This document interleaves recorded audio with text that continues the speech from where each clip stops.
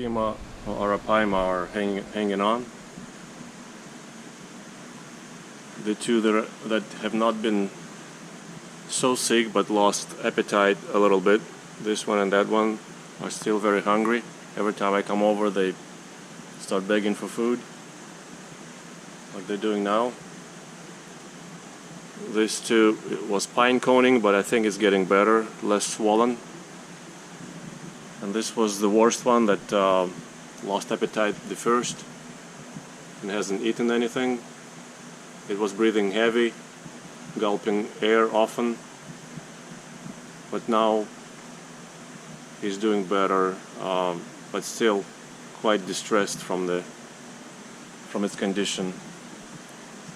They have not been fed, for 4 days now. They're getting pretty hungry. I mean the ones that are showing appetite.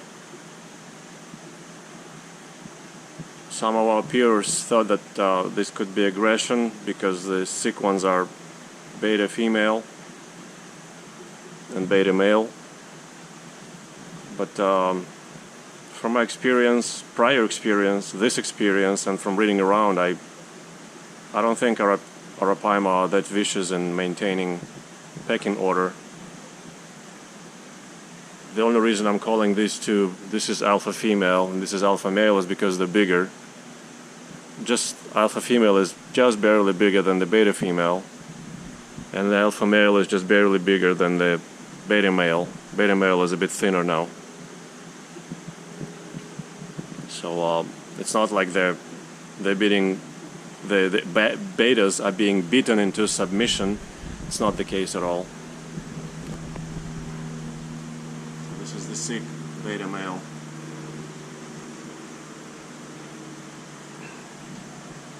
I don't think it was the tilapia either. I never let it defrost and spend any time at room temperature. I defrosted it probably once or twice, and then even then it remained pretty cold. Not nearly at room temperature, so I don't think tilapia could have spoiled that quickly. Never had any problem like that, obvious problem like that. Maybe I'm mistaken, but I'm often having to take out what I prepare, the frozen food for the fish that I soak in vitamins and minerals. I take it out many times out of the freezer so that it thaws out part by part on the outside. Then I remove what I have to and feed it, and the rest I put back in the freezer, so it gets defrosted maybe half a dozen times, in the worst cases maybe even a dozen times, but it never spends any time at room temperature, and most of the time it's even, the bulk of the prepared food, it's in the bucket. It's either in a 2-gallon bucket or a 5-gallon bucket. Most of the bucket remains frozen, solid frozen, so it's not like it doesn't sound as bad as it may from my description.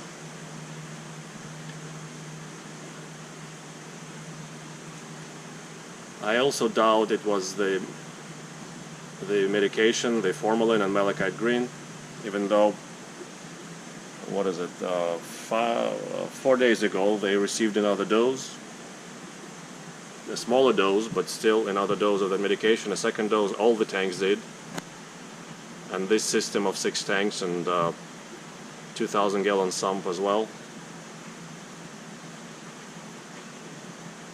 That's because they didn't seem to be affected even at the highest concentration. They continued feeding as vigorously as before. So my front runner of a hypothesis is the overfeeding. They always wanted to eat more than I give them, and I guess I was giving them, that's why I was giving them too much. And they always wanted more and more and more. I mean, they were eating with a lot of gusto. So I think I overfed them, and that's the problems they have started experiencing. Intestinal clog or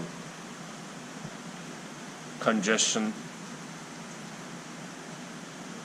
And these two wasn't in these two. That's the only difference, because these two exhibited a greatly diminished appetite as well, even though they still had appetite, never lost it.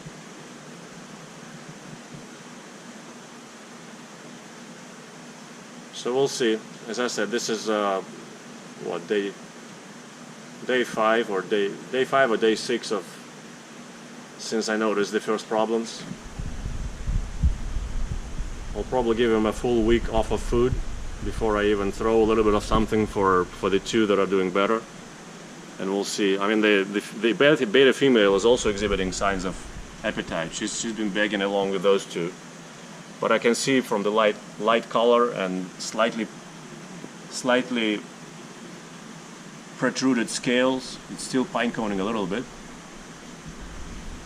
that it's not doing so well. And you can see the beta male, he has like a bumpy tummy area, uneven. So there also, there's little bumps here and there. That also slightly raised scales, I would say, compared to this male. All the scales are very, very smooth. I can see the edges of the scales raised just a hair.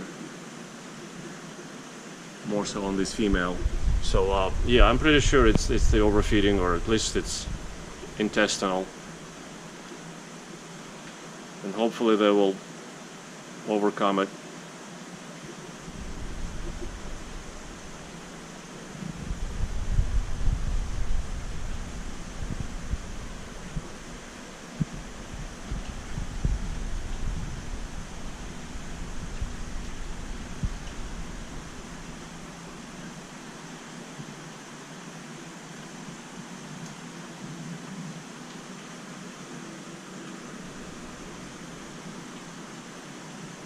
Even these little parts on the skull of this beta female are also raised. So there is some kind of swelling in the skin, or even in the skull. You can see the difference between this. This is alpha female that's doing better, and this is beta female, and its lines and little sections are raised up, puffed up a little bit.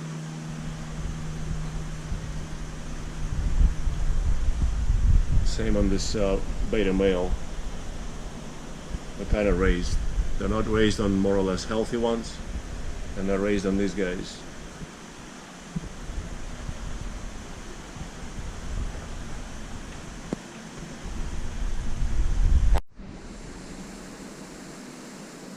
The dwarf arapaima is doing okay.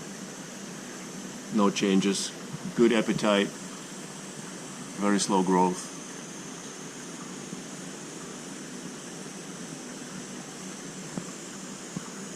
Not super voracious appetite like those other ones, but still good. When I throw pellets in there, it takes them in earnest. Just doesn't attack them and inhale them as quickly as possible as those other guys do.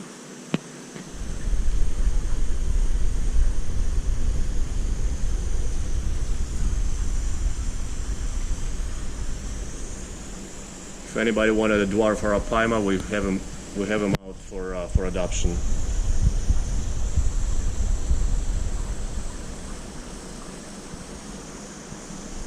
Just in case somebody wanted them. I'm not really motivated to let it go because I want to see what comes of it. So we're asking $500, which is outrageous, of course. But since it's a dwarf and can live in a smaller ponds or tanks, it makes it rarer and perhaps more desirable for others. But mostly, as I said, I'm not motivated to let it go because I'm curious to see what happens of it.